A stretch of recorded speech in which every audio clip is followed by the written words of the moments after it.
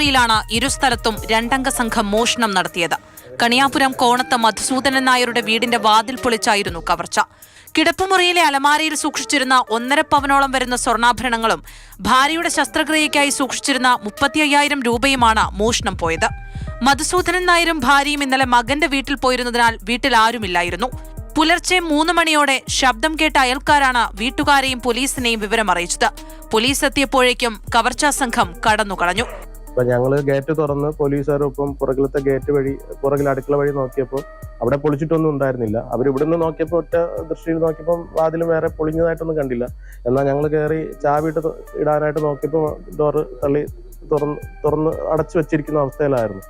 അകത്ത് കയറി നോക്കിയപ്പോഴാണ് സാധനങ്ങളെല്ലാം വലിച്ചു പുറത്തിട്ട് ആ ഒരു ദൃശ്യം നമ്മൾ കണ്ടത്. ഇവിടെ നിന്നും അധികം ദൂരത്തല്ലാതെയുള്ള കണ്ടൽ ഭഗവതി ക്ഷേത്രത്തിലും ഇതേ സംഘം തന്നെ എത്തി മോഷണം നടത്തി. ക്ഷേത്രം ഓഫീസിനകത്ത് അലമാരിയിൽ സൂക്ഷിച്ചിരുന്ന കാണിക്കവഞ്ചിയിൽ നിന്നും പണം കവർന്നു. 1 മാസത്തെ വരുമാനമാണ് കാണിക്കവഞ്ചിയിൽ ഉണ്ടായിരുന്നത്. മംഗലപുരം പോലീസ് കേസെടുത്തിട്ടുണ്ട്. വിരലടയാള വിദഗ്ധരും ഡോഗ് സ്ക്വാഡും സ്ഥലത്ത് പരിശോധനകൾ നടത്തി.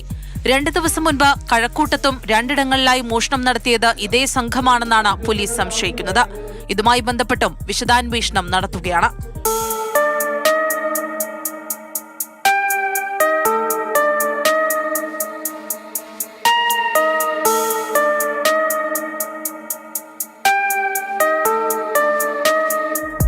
മാതൃഭൂമി ന്യൂസ്, തിരുവനന്തപുരം.